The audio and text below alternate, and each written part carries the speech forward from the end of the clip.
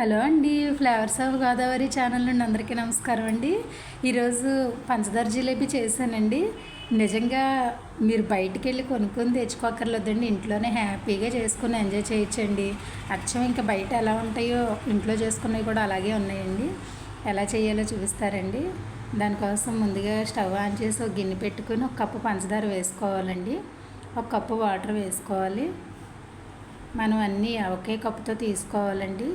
అందులోనే food colour కొంచెం వేసానండి, రెడ్ ఫుడ్ కలరు. ఒక నిమ్మబద్ద, ఒక చెక్క వేసానండి. నిమ్మరసం వేసుకుంటే పాకం గట్టి పడకుండా ఉంటుందండి. పాకం అయ్యేలోపు ఒక కప్పు మైదా పిండి వేసుకోవాలండి. పిండిలో కొంచెం 3 స్పూన్లు నెయ్యి వేసుకొని కలుపుకోవాలి. కొద్దిగా సాల్ట్ కూడా వేసుకోవాలండి. చూడండి, 3 కలుపుకుందాం. ఇందులోనే ఒక ఈనో ప్యాకెట్ వేసానండి నేను.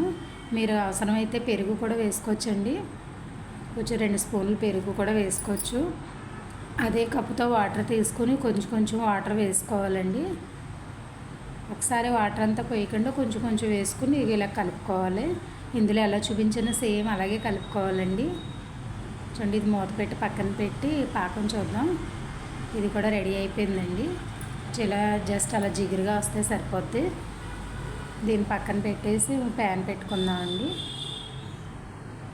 దీంట్లో ఆయిల్ వేసుకుందాం. ఆయిల్ హీట్ అయ్యేలోపు ఒక కవర్ తీసుకున్నానండి. ఒక కవర్ తీసుకుని ఒక గ్లాసులో ఇలా పెట్టుకుని,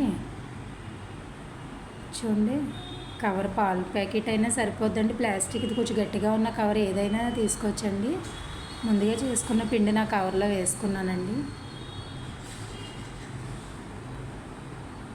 దాన్ని అంతా దగ్గరగా పెట్టుకుందాం. చూడండి, చివరి చిన్న హోల్ పెట్టుకుందాం అండి. చిన్నగా పెట్టుకోవాలి, ఎక్కువ కాకుండా.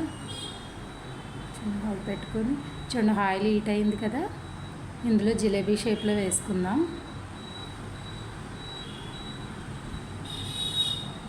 చూడండి, అన్నీ ఇలా వేసుకుందాం.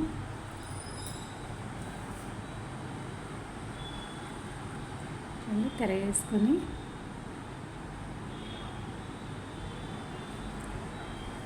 చూడండి అయిపోయినాయి కదా. దీన్ని ముందుగా చేసుకున్న పంచదార పాకంలో వేసుకుందాం అండి. స్టవ్ మీద నుండి ఇంకా తీయగానే ఇంకా అలా పాకంలో వేసుకోవాలండి.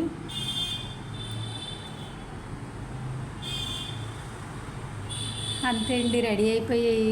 చాలా ఈజీగా అయిపోయినాయండి. చాలా అంటే చాలా బాగున్నాయి. నిజంగా ఎంత బాగున్నాయి అంటే మీరు ఇంట్లో ట్రై చేయండి. చూడండి ఎంత బాగున్నాయి, ఎంత బాగా వచ్చినాయో.